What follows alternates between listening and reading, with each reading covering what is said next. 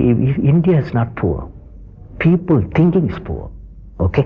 यही मेरा सवाल है कि एंशिएंट से लेकर मेडिवल भारत हो, इस देश में एक ही लक्ष्य सबसे ऊपर बैठा है, पढ़ाई करना है, नौकरी मांगने के लिए। भारत की भौगोलिक सीमा एक है, लेकिन हमारे दिमाग में अभी तक बंटवारा चलता आ रहा है। अपने अंदर बसे टुकड़े टुकड़े को पहचाना जाए। भारत की कहानी किसी एक साम्राज्य की नहीं है, यह कहानी है, सच कहूँ, महान ज्ञानियों से भरा ये देश भारत। यहाँ लोग पढ़ना ही नहीं चाहते। आज हम देश में यूनिटी की बात करते हैं, लेकिन जरा सच्चाई पर नजर डालें। भारत का नक्शा भले एक हो, पर हमारी पहचानें टुकड़ों में बटी है। आज का भारत किसी एक युद्ध से नहीं बना, बल्कि 1000 साल के बिखराव से बना है। और जब तक हम उस बिखराव को समझेंगे नहीं, तब तक अपनी एकता सिर्फ भाषणों में ढूंढते रहेंगे। इस बात से दिमाग में सवाल उठता है, आखिर बिखराव का असली मतलब क्या है? ये बिखराव शुरू कहाँ से हुआ? मैं विश्वास के साथ कह सकता हूँ, इसमें कोई क्वेश्चन मार्क नहीं है कि हर भारतीय में देशभक्ति का जज्बा नहीं है। हर भारतीय देशभक्त है, लेकिन भारत एक राष्ट्र के तौर पर भौगोलिक रूप से तो एक है, मगर हमारी सामूहिक पहचान बिखरी हुई है। धर्म, भाषा, जाति, क्षेत्र के आधार पर।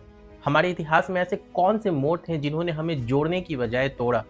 इस सफर की शुरुआत समझना जरूरी है, ताकि हम जान सकें कि एकता की नींव मजबूत करने के लिए किन दरारों को भरना होगा। हमें समझने की जरूरत है कि आखिर कौन सी ऐसी गलती है, कौन से ऐसे कारण हैं जिसके वजह से हमारे देश की मिट्टी को इतने जुल्म सहने पड़े, टुकड़ों में हमें बंटना पड़ा। और आज भी वो गलतियां, वो कारण उसी रूप में देश में कभी राजनीतिक हित में तो कभी धार्मिक हित में एक कलेक्टिव वे में प्रेजेंट है। एंशिएंट भारत में राष्ट्र का आधुनिक रूप मौजूद नहीं था। भारत एक सांस्कृतिक सभ्यता तो था, जिसमें अनेक जनपद मतलब छोटे छोटे राज्य थे। कोई नेशन वाला कॉन्सेप्ट नहीं था। मतलब एक व्यापारी जो अलग अलग जनपद घूमता है, दूसरे दूसरे राज्यों में जाता है, हर जगह का अपना राजा, अपनी प्रजा और अपनी निष्ठा। उसे कहीं भी एक भारत की भावना देखने को नहीं मिलता। लोग खुद को मगधी, अवंती, कौशल या कुरुक्षेत्र के वासी तो कहते थे, पर एक भारतीय राष्ट्रीय पहचान नहीं था। उस दौर में राजनीतिक एकता तो नहीं था, लेकिन एक सांस्कृतिक एकता जरूर था। जनपद प्रणाली में सैकड़ों जनपद और महाजनपद थे, जो अक्सर एक दूसरे से युद्ध करते थे या स्वतंत्र रहते थे। 16 महाजनपदों में बटा हुआ सभी जनपद अपनी अपनी राजधानियों व शासकों के अधीन थे। चंद्रगुप्त मौर्य, अशोक जैसे सम्राट को छोड़ दें तो किसी एक चक्रवर्ती सम्राट के अधीन संपूर्ण भारत कम ही आया। और रिजल्ट ये हुआ कि बाहरी आक्रमणों या चुनौतियों के सामने एकजुट होकर सामना करने की भावना डेवलप ही नहीं हो पाई, क्योंकि लोगों की निष्ठा अपने अपने जनपद या राज्य तक ही सीमित थी। एक शब्द मात्र के तौर पर भारत तो था, लेकिन जमीन पर हर क्षेत्र अपनी राह पर चला। प्राचीन काल के मध्य काल तक टर्की, अफगान, मुगल आक्रमणकारियों ने भारत पर हमला किया। अक्सर हम इन बाहरी हमलों को उनकी ताकत का नतीजा मानते हैं, लेकिन रियल स्टोरी भारत के अंदर बिखराव की है। मतलब एक राजा है जिसके ऊपर अगर बाहरी शासकों का अटैक हो रहा है, वह पड़ोस के दूसरे राजाओं से मदद की गुहार भी कर रहा है, लेकिन सब अपने अपने राज्य बचाने में लगे हैं। कोई कलेक्टिव नेशनल सिक्योरिटी मतलब राष्ट्र रक्षा की सोच नहीं। और ऐसे ही बाहरी हमलावर एक एक कर छोटे राजाओं को हरा जाते हैं। इतिहास में यह साफ दिखता है कि पूरे इंडियन कॉन्टिनेंट में lack of internal stability, internal dispute ने बाहर के इन्वेडर्स का काम को आसान किया। इंटरनल डिस्प्यूट, आंतरिक कलह, मतलब सैकड़ों स्वतंत्र राजा आपस में लड़ते रहते थे और एक दूसरे के दुश्मन थे। राजपूत राजा और दक्षिण के राजा अपने क्षेत्रों के लिए तो लड़ते थे, लेकिन वन नेशन थ्योरी के लिए कॉन्सेप्ट पर कभी एक नहीं हुए। एक चाइनीज ट्रेवलर हैन सांग ने 7वीं सदी में जब भारत आया था, तो उसने कहा कि भारतीय खुद को डिफरेंट कास्टेस, लैंग्वेज और रिलीजन का मानते हैं, ना कि किसी एक भारत के निवासी। मतलब आपस में ही एक दूसरे से लगाव नहीं होने के कारण महमूद गजनी या फिर कह ले मोहम्मद गोरी का भारत पर अटैक हुआ। तो अधिकांश राजाओं का रवैया ऐसा रहा कि ये तो मेरी लड़ाई नहीं है। कई राज्यों के राजाओं ने तो अपने हित के लिए इन्वेडर से ही हाथ मिला लिया, जिसने इन इन्वेडर्स को सफल होने में मदद की। तो आप ही खुद से सवाल करिए, पहले जिम्मेदार कौन, वो इन्वेडर्स या हमारी लैक ऑफ यूनिटी? यही मेरा सवाल है कि एंशिएंट से लेकर मेडिवल भारत हो या आज के भारत में भी प्रॉब्लम यही है। We are divided on the basis of caste, religion and languages. Divide and rule policy मतलब फूट डालो और राज करो का प्रिंसिपल किसने दिया? हम लोगों ने ही दिया। लेकिन ये सिद्धांत हाईलाइट में तब आया जब ब्रिटिशर्स ने इसे अनऑफिशियली इंटेंशनली यूज किया अपनी पॉलिसी में। मैंने कहा unofficially but intentionally, like division of Bengal, approval of separate Muslim electorates and all. Mughal empire के एस्टेब्लिशमेंट होने के बाद पहली बार भारत का बड़ा भाग एक पॉलिटिकल फिगर के रूप में ऑर्गेनाइज्ड हुआ। अकबर का मॉडल था सुलह ए कुल, मतलब सबके साथ मेल मिलाप की नीति अपनाई। वैसे तो था वो अंगूठा छाप, लेकिन व्यवहारिक स्तर पर वह अपने दौर का अत्यंत प्रगतिशील विचार का था।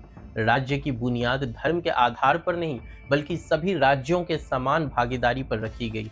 अकबर ने महसूस किया कि इतने बड़े सब कॉन्टिनेंट पर एक स्टेबल रूल के लिए सभी धर्मों जातियों को साथ लेना जरूरी है। उसने राजपूत राजकुमारियों से विवाह किया, राजपूत सरदारों को मनसबदारी यानी उच्च पद को प्रदान किया, जजिया यानी कि गैर मुसलमान टैक्स जो हिंदू श्रद्धालुओं पर लगते थे उसे हटा दिया, और हर मजहब के विद्वानों के साथ बैठकर बीच का राह निकालने का कोशिश किया। अबू फजल के आईने अकबरी के अनुसार अकबर के शासन में ऊंचे दर्जे यानी कि 1000 से अधिक सैन्य रैंक वाले कुल 51 मनसबदारों में से 17 राजपूत थे। ये अपने आप में बड़ा बदलाव था कि जो राजपूत कभी स्वतंत्र राजा थे वे अब साम्राज्यों के अभिन्न अंग यानी भागीदार बन गए। कहानी में मोड़ लेना तब शुरुआत हुआ जब क्षेत्र के हिंदू राजाओं ने देखा कि अकबर मंदिरों के निर्माण को सरकारी संरक्षण दे रहा है। मुगल दरबार में जो पर्शियन विद्वान थे वो देखता है कि अकबर इस्लामी कटमुल्लों से स्वतंत्र होकर निर्णय ले रहा है। दरबार में दीने इलाही एक अलग धर्म मतलब सेक्युलरिज्म का प्रयोग होता है, जहां विभिन्न मजहबों के साथ मिलकर एक साझा राह बनाने की कोशिश होती है। सभी छोटे छोटे राज्यों का सम्मान और उन्हें बाहरी सुरक्षा प्रदान किया गया, एक जियोग्राफिकल स्टेबिलिटी बनाने के लिए। यह दौर पॉलिटिकल यूनिटी का एक झलक देता है। उत्तर से लेकर मध्य भारत तक एक बादशाह का हुक्म चलता था। अलग अलग स्थानीय रियासतें मुगल साम्राज्य के तहत थीं। प्रजा के स्तर पर भले ही वो आधुनिक राष्ट्रीय भावना नहीं थी, पर साम्राज्य की साझा पहचान कुछ हद तक बनने लगी थी। जैसे हिंदू राजाओं में मुगल बादशाह को मान्यता देकर बदले में इंटरनल इंडिपेंडेंस पाया, लेकिन ये एकता ज्यादा दिनों तक स्थायी नहीं रहा। हिंदू मुस्लिम एक बड़ा विषय हमेशा से बना रहा अपने कल्चरल एथिकल डिफरेंसेस की वजह से, लेकिन ये कल्चरल डिफरेंसेस भी अपने एक अलग रूप में आने से पहले ये हिंदू में ही जातियों के आधार पर बना हुआ था। यही सबसे बड़ा कारण रहा इस देश का बटे रहने का। जाति व्यवस्था का दीमक कुछ ऐसा लगा भारत को कि ये प्रोसेस अब बिल्कुल एक रिसाइकलिंग की तरह चल रही है। मतलब एक तरफ हम देश के नाम पर एक होते हैं, वहीं दूसरी तरफ अपनी अधिकारों के नाम पर फिर बट जाते हैं। अब सवाल है इस दीमक को कैसे साफ किया जा सकता है। सदियों से इस खाई को भरने की कोशिश किया जाता रहा, लेकिन ना ही ये पूरी तरह से सफल हो पाया और कह सकते हैं कि ना ही पूरी तरह से यह विफल। अकबर के जाने के बाद इतिहास में माना जाता है कि जहांगीर को सत्ता धोखे से आई। अकबर के जीते जी अकबर और उसके बेटे जहांगीर के बीच अनारकली और कुछ दूसरे मुद्दे पर हमेशा से मतभेद बना रहा, लेकिन इस मतभेद को बनाए रखने में खुद अकबर के मंत्रियों और उसके सलाहकारों ने जहांगीर और अकबर के बीच दूरी बनाए रखने का काम किया, जिसका कारण है कि अकबर अपना अगला उत्तराधिकारी जहांगीर के छोटे बेटे शाहजहां को सौंप कर गया। लेकिन यहाँ पर कुछ षड्यंत्र के माध्यम से उत्तराधिकारी जहांगीर को दिया गया। इस बात से परेशान होकर जहांगीर का बड़ा बेटा खुसराव मिर्जा ने जहांगीर का विरोध कर दिया, और इस विरोध में सिख के 5वें गुरु अर्जन देव जी को खुसराव मिर्जा को साथ देने का दोषी मानकर उन्हें जबरन मुस्लिम में कन्वर्ट कर टॉर्चर कर मार दिया गया। और यहीं से फिर शुरू होता है जंग, जहां सिख समुदाय एक डिवोशनल कम्युनिटी से आगे बढ़कर सेंट सोल्डर ट्रेडिशन में आ जाते हैं। जहांगीर के बाद शाहजहां ने मुगल साम्राज्य को संभाला, लेकिन उसके बाद कौन उत्तराधिकारी होगा इस बात पर उसके बेटों में जंग जारी रहा। शाहजहां का बेटा औरंगजेब ने अपने सारे भाइयों को मार चुका था, जिसमें एक था दारा सिकोह। वही दारा सिकोह जिसने सिर ए अकबर में 52 उपनिषदों का फारसी भाषा में ट्रांसलेट किया। ये एक तरह से अकबर के ही नक्शे कदम पर धर्मनिरपेक्ष मतलब सेक्युलरिज्म को फॉलो करता था, जिसे शाहजहां अपने अगले उत्तराधिकारी के रूप में भी देखता था। खैर, इतिहास के इतने गहराई में हम नहीं जाते हैं, लेकिन इन सब का कारण मैं आगे समझाऊंगा। शाहजहां के बाद औरंगजेब के शासन संभालते ही सारे नीतियों का दिशा ही पूरी तरह बदल दिया गया। उसने कट्टर इस्लामी फरमान को लागू किया, दोबारा से जजिया कर को लागू कर दिया, कई मंदिरों को तुड़वाए, धार्मिक त्योहारों पर पाबंदियां लगवा दिया और परिणाम स्वरूप जो हिंदू प्रजा और राजपूत, मराठा, सरदार, अकबर, जहांगीर, शाहजहां के समय साम्राज्य के स्तंभ थे, वे विद्रोह और असंतोष की राह पर फिर से चल पड़े। मराठा शिवाजी और उनके उत्तराधिकारी राजस्थानी राजपूत, पंजाब में सिख गुरु संत सब औरंगजेब की नीतियों के खिलाफ होकर रिवोल्ट कर दिए। करीब 26 साल तक औरंगजेब दक्कन में मराठाओं से लड़ता रहा। उत्तरी भारत में प्रशासनिक नियंत्रण ढीला पड़ गया। उसकी कठोर नीतियों ने हिंदू प्रजा में गहरा असंतोष भर दिया। 1707 में औरंगजेब की मृत्यु के बाद मुगल सल्तनत तेजी से बिखरने लगा। उसके कमजोर उत्तराधिकारी सत्ता संभाल नहीं पाए। प्रांतीय सूबेदार स्वतंत्र होने लगे। मराठा, सिख, जाट, राजपूत जैसे क्षेत्रीय ताकतें उभरकर साम्राज्य से हिस्सा तोड़ने लग गई और एक बार फिर से बिखर गए। और इस बिखरने में एक और बाहरी शक्ति ने अपना दस्तक दे चुका था, जहांगीर के कोर्ट में ईस्ट इंडिया कंपनी ने। कहा जाता है औरंगजेब ने मरते वक्त अफसोस में कहा था, मैं तन्हा आया था और अजनबी की तरह जा रहा हूँ। मैंने जीवन भर क्या किया समझ नहीं पाया। यह उस विफल महत्वाकांक्षा और बिखरती सल्तनत पर एक गहरा विराम को उसने महसूस कर लिया था। खैर, इस पूरे मुगल सल्तनत की नींव को हिला डालने की ताकत अगर किसी में था तो वो था मराठा साम्राज्य। लेकिन छत्रपति शिवाजी महाराज के बाद वही पुरानी घिसी पिटी घरों की ही आंतरिक कलहों की कहानियों का शिकार हुआ मराठा साम्राज्य भी। मुगल काल ने दिखाया कि भारत जैसे विविधता वाले उपमहाद्वीप को ताकत के बल पर एकजुट करना मुश्किल है। जरूरी है एक साझा भावनात्मक सूत्र की। अकबर ने वह सूत्र बनाने की कोशिश की। भारतीयता का बीज किसी रूप में तो बोया, लेकिन औरंगजेब की नीतियों ने फिर दरारें चौड़ी कर दी। पहली बार राजनीतिक एकता की जो झलक मिली थी वह लंबी दूरी तय नहीं कर सकी। आगे चलकर इन दरारों का फायदा उठाकर एक नई विदेशी ताकत यानी कि ब्रिटिश पूरे देश को अपने नियंत्रण में लेने को तैयार थी। ब्रिटिश ईस्ट इंडिया कंपनी ने 18th से 19th सेंचुरी तक आते आते लगभग पूरे भारतीय सब कॉन्टिनेंट को एक राजनीतिक इकाई के रूप में संगठित कर दिया। विडंबना यह थी कि जिस ब्रिटिश राज्य ने आधुनिक भारत का नक्शा बनाया, उसी राज्य ने पहचान की खाइयों को और भी गहरा कर दिया। 1757 में प्लासी के युद्ध के बाद अंग्रेजों ने बंगाल पर कब्जा जमाया और अगले 100 वर्षों में कदम व कदम भारत को अपने साम्राज्य में शामिल कर लिया। मतलब उसी आधार पर फूट डालो राज करो के सिद्धांत पर सभी राज्यों को आपस में लड़ाकर, हिंदू मुस्लिम को आपस में लड़ाकर 19th सेंचुरी के मिड तक पहली बार लगभग पूरे भारतीय सब कॉन्टिनेंट ब्रिटिश ताज के अधीन एक प्रशासनिक व्यवस्था बन गया। अंग्रेजों ने पूरे देश में एक समान कानून, प्रशासन, रेलवे और डाक के तार का जाल बिछाया। रेलवे जो कि 1853 में शुरू हुआ था, उसने देश के कोने कोने को जोड़ दिया। टेलीग्राफ से तुरंत संवाद संभव हुआ। सर्वे और मैपिंग से पहली बार भारत एक इकाई के रूप में वर्ल्ड मैप पर उभरा। अंग्रेजों ने जनगणना शुरू की।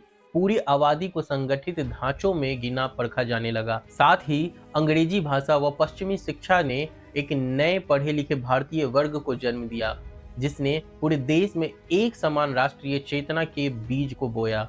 इंडियन नेशनल कांग्रेस जैसे मंच इसी आधुनिक संपर्क व शिक्षा का देन था। ब्रिटिश नीतियों से ही आधुनिक भारतीय राष्ट्रवाद की प्रेरणा जागी। उनके बनाए मॉडर्न ट्रांसपोर्टेशन, टेलीकॉम और एजुकेशन ने भारतीयों में राष्ट्रीय एकता की भावना को पनपने में मदद किया। लेकिन जरा यहाँ रुकते हैं, ये सब कुछ इतना सुखदायक नहीं था। ये सिर्फ उनका अपने व्यापार को बढ़ाने और राज करने की नीति पर आधारित था। लेकिन इसी का दूसरा साइड भी बाहर निकल कर आया, जो देश की स्वतंत्रता संग्राम के लिए सब एक हुए। फूट डालो और राज करो जैसी नीतियां दूसरी ओर ब्रिटिशर ने शुरू से ही भारतीय समाज की आंतरिक विविधताओं को अपने हक में इस्तेमाल किया। उन्होंने सांप्रदायिक और सामाजिक पहचानों को प्रशासनिक मोहरे में डाल दिया। जनगणना में लोगों को धर्म और जाति के नाम पर बांट दिया, जिससे अलग अलग समुदाय के लोग अपने अलग अलग पहचान को अकड़ में लेकर कर बाहर उभरे। ब्रिटिशर्स ने 1909 में मॉर्ले मिंटो सुधार के तहत मुस्लिमों के लिए लेजिस्लेटिव काउंसिल में एक अलग सेपरेट इलेक्टोरेट बना दिए, जिससे धर्म आधारित राजनीति को संस्थागत रूप मिला। अब नेता पूरे भारत के बजाय अपने समुदाय के प्रतिनिधि बनकर उभरने लग गए। ब्रिटिश हुकूमत मुसलमानों को अपने पक्ष में रखने के लिए अलीगढ़ मुस्लिम कॉलेज और मुस्लिम लीग के गठन में समर्थन देती रही। उधर हिंदू सुधारवादी आंदोलनों को भी बढ़ावा मिला, जिससे मुसलमान खुद को असुरक्षित महसूस करे। इस तरह ब्रिटिश साम्राज्य ने बहुत बारीकी से हिंदू और मुस्लिम समुदाय के बीच एक अविश्वास की दीवार को खड़ा कर दिया, और नतीजा यह हुआ कि आज़ादी की लड़ाई में भले हिंदू मुस्लिम कंधे से कंधे मिलाकर लड़ रहे थे, पर जैसे जैसे आज़ादी करीब आई, यह संदेह गहराता गया कि स्वतंत्र भारत में किसका वर्चस्व होगा। ब्रिटिश हुकूमत ने अंत तक इस खाई को भरने के बजाय और भी चौड़ा कर दिया। मतलब कहानी के दो पहलू हैं, एक ब्रिटिश अफसर और एक भारतीय किसान। एक तरफ एक ब्रिटिश अधिकारी अपने पत्र में लिख रहा है, हमने पूरे भारत में कानून व्यवस्था को स्थापित कर दिया है, प्रांतों को एक महान रेल नेटवर्क से जोड़ने का काम किया, भारत अब एक राष्ट्र की तरह प्रशासित होता है। वहीं दूसरी तरफ एक भारतीय किसान गांव में सोच रहा है, पहले मुझे जाति के आधार पर बांट गया, अब जनगणना में धर्म के खांचे में डालकर सरकार ने हमें अलग कर दिया। मेरे मुस्लिम पड़ोसी के साथ जो भाईचारा था, वह नेताओं की राजनीति ने खराब कर दिया। ब्रिटिश काल की यही विडंबना थी, राजनीतिक एकता और सामाजिक विभाजन। मतलब लोग अलग अलग पहचानों में बांटे गए। अंग्रेजों के बनाए नक्शे पर भारत भले एक था, पर लोगों के दिल और दिमाग में कई दरारें दर्ज हो चुका था। लेकिन क्या एक सवाल मन में आया कि किसी भी इन्वेडर्स को डिवाइड एंड रूल पॉलिसी का यह आधार कहाँ से मिला? यह आधार मिला हमारी जाति व्यवस्था से। 15 अगस्त 1947 की आधी रात पंडित नेहरू के शब्द थे, at the stroke of the midnight hour when the world slips India will awake to life. यह आज़ाद भारत के जन्म का मंगल गान था।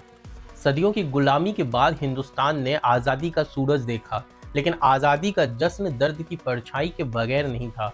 देश का विभाजन हुआ और इसके साथ ही इतिहास का सबसे बड़ा मानव पलायन व नरसंहार हुआ।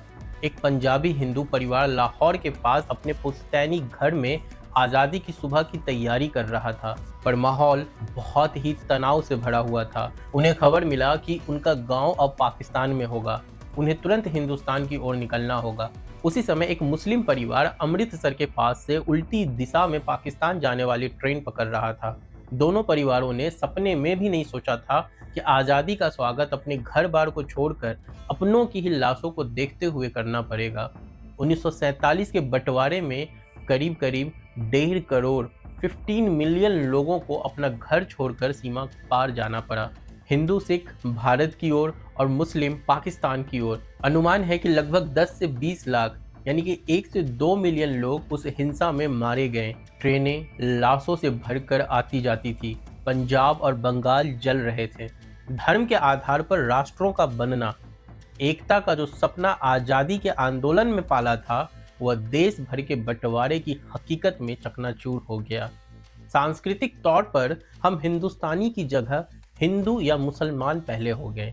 इतना ही नहीं, आज़ादी के बाद बचे हुए भारत को एक राष्ट्र बनना भी कम चुनौतीपूर्ण नहीं था। जैसे ही देश आज़ाद हुआ कि फिर से सभी रियासतें मतलब राज्य रजवाड़े शोर मचाने लगे अपनी अपनी राज्य को इंडिपेंडेंट होकर राज्य करने की। सैकड़ों रियासतों को भारत संघ से जोड़ना पड़ा। हैदराबाद, जूनागढ़, कश्मीर जैसे जगहों पर संघर्ष हुए। ये देश के अंदर एकता कायम करने की पहली परीक्षा थी। सरदार पटेल की कोशिशों से अधिकांश रियासतें तो मिल गई, पर कुछ जख्म रह गए।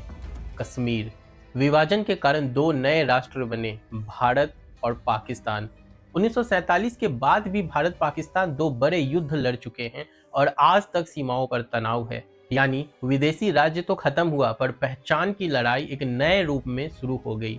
जिन्ना द्वारा पाकिस्तान का अलग मांग की जिद ने भारत को 2 टुकड़ों में बांट दिया। हालांकि गांधी जी ने भरपूर कोशिश किया देश को बांटा न जाए, जिसमें उन्होंने यह भी पेश किया कि जिन्ना को ही प्रधानमंत्री सौंप दिया जाए, लेकिन कांग्रेस इसके सख्त खिलाफ था। जिन्ना का घमंड ने भारत को तोड़ने में महत्वपूर्ण भूमिका निभाया। खैर, इन सब के पीछे एक गहरा राजनीतिक इतिहास भी है। कांग्रेस कमेटी द्वारा सरदार पटेल के चुने जाने के बाद भी पंडित नेहरू के प्राइम मिनिस्टर बने जाने से लेकर नेताजी सुभाष चंद्र बोस का कांग्रेस से अलग होना। लेकिन अभी उस राजनीतिक इतिहास में न जाकर हम उस मुद्दे पर ध्यान देते हैं कि इन सब इतिहास के पीछे का कारण क्या रहा। जिन्ना भी ठहरा गुजराती, शादी हिंदू से, उसके पूर्वज हिंदू थे, लेकिन उसकी लड़ाई हिंदू मुस्लिम। सवाल हिंदू मुस्लिम का नहीं, लेकिन सवाल है उस अस्तित्व का, उस पहचान का जो उस वर्षों में खो गया।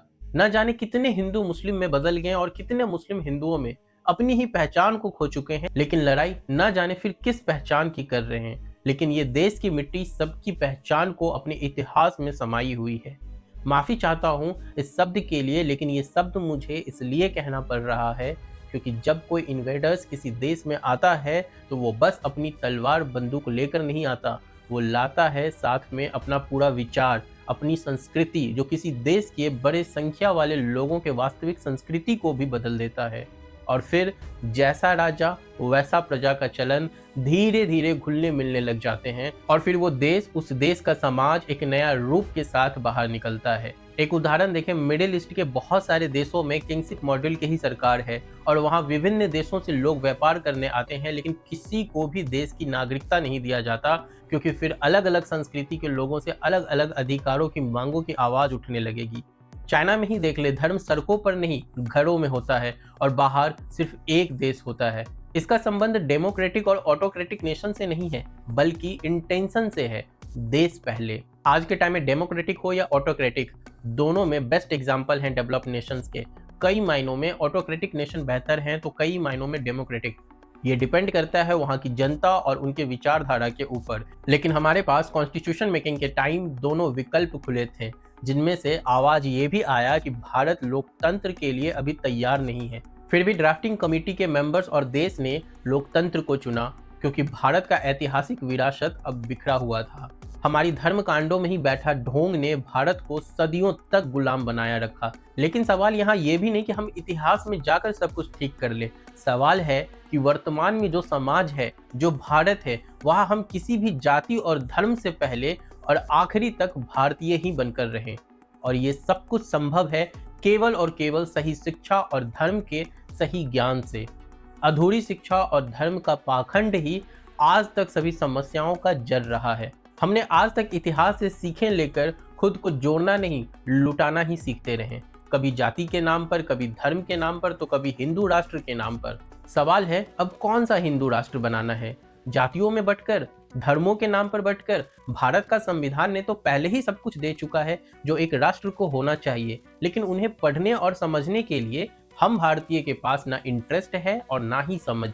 संविधान ने हमें दहाड़ने की शक्ति दे रखा है, लेकिन हम खुश हैं सिर्फ भौंकने में। संविधान का आधार ही क्या है? संविधान का आधार ही है वेदांत, जो भिन्न रूप में संविधान में मौजूद है। चाहे हिंदू हो या मुसलमान, सभी भटके हुए हैं अपनी कमजोरियों को छुपाने के लिए। ज्ञान और सिद्धियों में अंतर है। ज्ञान आपकी चेतना को जगाता है और सिद्धियां आपकी बाहरी शक्तियों को। नेता तो अनपढ़ लोग भी बने हुए हैं, शक्तियां तो उनके भी पास है। सिद्धियां प्राप्त कर लेने से चेतना नहीं जाग जाती, ज्यादा से ज्यादा तांत्रिक क्रिया कर सकते हो और क्या। और फिर भारत की मूर्खों से भरी जनता भीड़ से सम्मानित करने को तैयार होती है और अपनी नाम कमा सकते हैं। कुछ संगठनों ने तो धर्म को बचाने का ठेका ले रखा है। हिंदू खतरे में है, इस्लाम खतरे में है और ये खतरा जारी रहेगा जब तक संगठनों की विचारधारा नहीं बदलेगी। फिर जाहिर सी बात है, एंटी हिंदू, एंटी मुस्लिम जैसे शब्द क्वाइन होते रहेंगे। आए दिन डिबेट होते हैं क्या भगवान सच में है। मैं इस पर एक विशेष वीडियो भी बनाया है, लेकिन गलतफहमी दूर कर दूं, ये वीडियो भगवान की खोज से ज्यादा खुद की खोज पर आधारित है। खैर आइए टॉपिक पर। मानता हूं कि देश में इन्वेडर्स आए जो एक अलग विचारधारा, अलग संस्कृति को धारण करते हैं और इतिहास में देश की हिंदू मेजोरिटी पर डोमिनेट किया, जिसके विरोध में आवाजें तो उठना जरूरी था। लेकिन आज वर्तमान में एक देश है, भारत है, जिसका एक नक्शा है, संविधान है, शासन है, प्रशासन है, लोकतंत्र है, पार्लियामेंट है, जुडिशरी है। हम एक देश हैं, लेकिन सदियों से चली आ रही नफरत की विचारधारा आज भी चली आ रही है। कुछ बाहरी ताकत और विचारधारा इस नफरत को देश से खत्म भी नहीं होने देना चाहता, जिसके इंफॉर्मेशन वॉर में हम उलझकर आपस में ही अपने घरों को तोड़ रहे हैं। धर्म के नाम पर दिशाहीन है पूरा का पूरा समाज। सही ज्ञान नहीं, बस परंपराओं के नाम पर बोझ ढोया जा रहा है। भागते दौड़ते टूटा फूटा इतिहास पढ़ेंगे, टूटा फूटा समझ बनाएंगे। भारत कोई आम भूमि नहीं है, बिना पढ़े बिना समझे हम भारत को जी ही नहीं सकते। फिर बिखरे रहेंगे यूं ही टूटे फूटे क्रांतिकारी बनकर। सच कहूं, महान ज्ञानियों से भरा ये देश भारत, यहाँ लोग पढ़ना ही नहीं चाहते। यही इस देश की कड़वी सच्चाई है और दौड़ लगा जाते हैं इंफॉर्मेशन वॉर की रेस में। इस देश में एक ही लक्ष्य सबसे ऊपर बैठा है, पढ़ाई करना है नौकरी मांगने के लिए, नौकरी करना है शादी करने के लिए, और शादी करना है अपने वंश बढ़ाने के लिए, और फिर समाज के टॉप संस्कारी मेडल लेना है। फिर कैसे बनेगा खुद का फाइटर जेट, कैसे बात होगा क्वांटम थ्योरी की, कैसे पढ़ा जाएगा ओरिजिनल वेदा को, कैसे समझा जाएगा वेदांत और बुद्ध को, कैसे होगा विकसित भारत। भारत की भौगोलिक सीमा एक है, लेकिन हमारे दिमाग में अभी तक बंटवारा चलता आ रहा है। हाँ, हमने एक संविधान के तहत संघ बना लिया, पर मानसिक रूप से एक भारतीय पहचान बनानी है तो हमें अपने इतिहास के इन लेशंस को समझना होगा। सदियों के बिखराव ने सिखाया है कि केवल बाहरी नारों से एकता नहीं आती, उसके लिए अंदर के मेल मिलाप, समझ और साझी विरासत पर गर्व करना जरूरी है। भारत को एक सभ्यताओं से भरा हुआ देश माना जाता है। अनेक जाति, धर्म, भाषा, क्षेत्र को समेटने वाला सभ्यता। उस विरासत को अगर ठीक से अपनाएंगे तो संभव है कि मानसिक खाइयों को भरा जा सकता है, वरना हजार साल के बिखराव की दास्तान यूं ही दोहराई जाती रहेगी, सिर्फ पात्र और परिदृश्य बनकर। यह वीडियो आत्ममंथन के लिए थी। भारत ने अतीत में विभाजन देखा है, पहले साम्राज्यों में, फिर ब्रिटिश द्वारा, फिर आजादी के वक्त, और अब सामाजिक ताने बाने में। अगर हमें वास्तविक एकता चाहिए तो इन ऐतिहासिक बिखरावों को पहचान कर उनसे सबक लेना होगा। सोचिए, कहीं हम आज फिर किसी नए बिखराव की भूमिका तो तैयार नहीं कर रहे हैं? क्या वक्त नहीं आ गया है कि भाषणों से उतरकर जमीनी हकीकत में एकता को उतारा जाए, अपने अंदर बसे टुकड़े टुकड़े को पहचाना जाए? भारत की कहानी किसी एक साम्राज्य की नहीं है, यह कहानी है हजार साल की अधूरी एकता की। हम बार बार कहते हैं कि भारत विविधताओं में एक है, लेकिन सच्चाई यह है कि विविधता हमने समझा नहीं और एकता हमने सीखा ही नहीं। इतिहास हमें साफ बताता है, जब हम जनपदों में बटे हम हारे, जब हम जातियों में उलझे हम रुक गए, जब हम धर्मों में फंसे हम पूरी तरह से टूट गए, और जब हमने पहचान को राष्ट्र के ऊपर रखा तब हर बाहरी ताकत ने हमें इस्तेमाल किया। आज भी भारत में 70% से ज्यादा राजनीतिक मतदान सिर्फ जाति, धर्म या क्षेत्रीय पहचान पर आधारित है। आज भी 90% भारतीयों ने संविधान पूरा कभी नहीं पढ़ा, और आज भी हर दंगा, हर विभाजन, हर नफरत किसी न किसी पहचान की राजनीति से शुरू होती है। आए दिन हम 15 अगस्त, 26 जनवरी को देखते हैं, जहां पूछा जाता है कि 26 जनवरी क्यों मनाया जाता, हमें वो नहीं पता। सवाल यह नहीं कि हमें किसने तोड़ा, सवाल यह है हम आज भी टूटे रहना क्यों चुन रहे हैं। क्या हम अब भी वही गलती दोहरा रहे हैं जो कभी जनपदों ने की, जो कभी मुगलों के बाद हुई, जो अंग्रेजों ने किया हमारे साथ, और जो 1947 में खून से लहूलुहान हो गया भारत?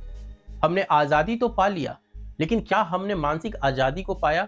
हम संविधान को पूजते हैं लेकिन पढ़ते नहीं। हम धर्म की रक्षा की बात करते हैं लेकिन धर्म की आत्मा को नहीं समझते। हम राष्ट्र की बात करते हैं लेकिन भारतीय होने की जिम्मेदारियों से भागते हैं। तो सवाल सीधा है, क्या हम सिर्फ संकट में भारतीय बनते रहेंगे, या अब सच में हर जाति, हर धर्म, हर भाषा से ऊपर उठकर एक भारतीय पहचान को गढ़ेंगे? क्योंकि इतिहास एक चेतावनी देता है, अगर समाज अंदर से नहीं जुड़ा तो बाहर से कोई भी आकर उसे तोड़ सकता है। भारत कोई धर्म नहीं, कोई जाति नहीं, कोई पार्टी नहीं। भारत एक सभ्यता है, और सभ्यता आपस में लड़के नहीं, सामूहिक चेतना से बचती है। तो फैसला हमारे हाथ में है, या तो हम हजार साल के बिखराव को फिर से दोहराएं, या फिर सही शिक्षा, सही इतिहास का ज्ञान और सही संवैधानिक समझ से सचमुच एक भारत बनाएं। क्योंकि अगर अब भी नहीं सीखे तो अगली बार इतिहास हमें नहीं, हमारी चुप्पी को दोषी ठहराएगा। हम हर युद्ध जीते हों या हारे हों, लेकिन एकता की जंग आज तक अधूरी है। अगर आज भी पहचान राष्ट्र से बड़ी है तो अगला बिखराव बस वक्त का सवाल है।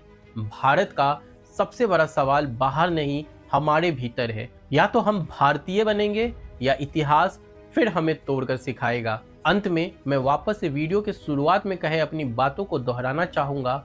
मैं विश्वास के साथ कह सकता हूं, इसमें कोई क्वेश्चन मार्क नहीं है कि हर भारतीय में देशभक्ति का जज्बा नहीं, हर भारतीय देशभक्त है। लेकिन भारत एक राष्ट्र के तौर पर भौगोलिक रूप से तो एक है, मगर हमारी सामूहिक पहचान बिखरी हुई है, धर्म, भाषा, जाति, क्षेत्र के आधार पर। हम भारतीय हैं लेकिन अपनी जिम्मेदारियों से भारतीय नहीं हैं। इस देश की सेना को छोड़कर असल में हर वो आम नागरिक जो जिम्मेदारियों से भागने का विकल्प में झूठा देशभक्ति का सिर्फ शोर मचा रहा है, वो भारतीय नहीं है। हमारे देश के जवान महज कुछ सैलरी के लिए सीने पर गोली खाने के लिए देश की सुरक्षा में नहीं लगे हैं। वो देश के प्रति अपने कर्तव्य और अपनी जिम्मेदारियों को निभा रहे हैं, और हम आम नागरिक लगे हैं धर्म जात की राजनीति में। ऐसे करेंगे हम साफ विश्व गुरु पर जमी धूल को। जय Hind, Vande Mataram. I get a feeling India is not poor. People thinking is poor. Okay? Only our thinking is poor. If we think big, we can also equally become a great country.